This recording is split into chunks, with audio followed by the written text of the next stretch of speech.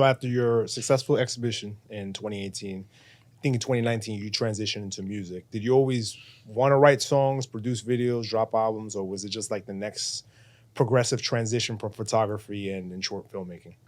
Um, I feel like I always wanted to do it, but I didn't really know it, if that makes sense. Okay. So I don't think it became more of like a realistic thing to me until I was around it so much, Mhm. 2017, 2018, when I was able to witness those sessions, able to see those artists say the words and put them on the track, watch those tracks become the biggest songs in the world and win Grammys, and just look at the overall like impact of music.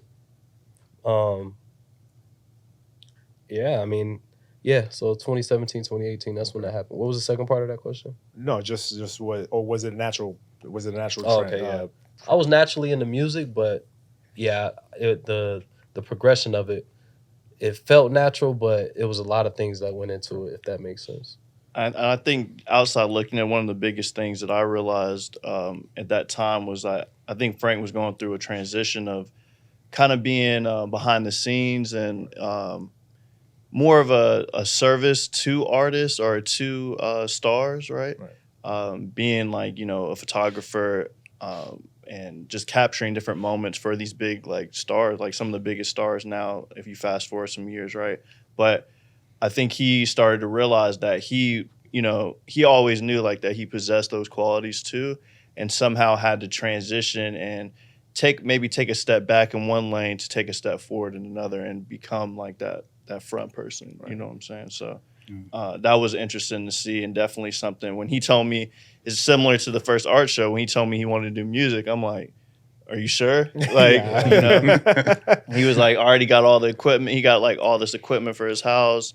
Got connected with some really good guys that we're like really great friends with even to this day. He still makes me all his music with, right? Wow. So it's just been that way for the last 6 years, 7 years now. Yeah. And this is around the time I was living in New York. So he was just sending me all the tracks, and I'm like riding the train, like Yeah, right. listening to my notes file of just all his like first tracks and stuff. And yeah, it's crazy to kind of think like how far like And Yeah. like come.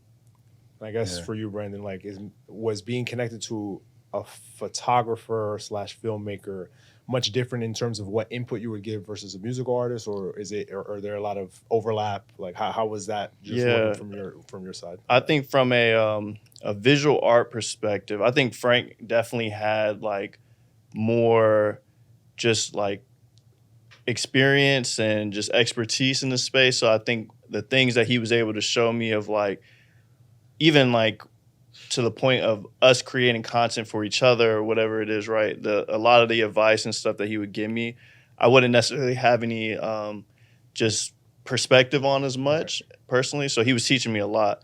But I think music became an interesting space because I grew up playing drums through middle school and high school and had that. And my dad also did too. So, and then like you mentioned, like a lot of the people we grew up with just were musical in the church and things like that. So, and also was a big fan just in general. So I think I had more of a perspective there. So I think I was able to kind of just contribute a little bit more to that conversation even earlier on. And then that has also grown as we've like all together kind of learned the industry, just different, tips and hacks to the music space in general. So I think I'm able to contribute way more than back then, but I do think I was able to contribute more than visual art space for sure.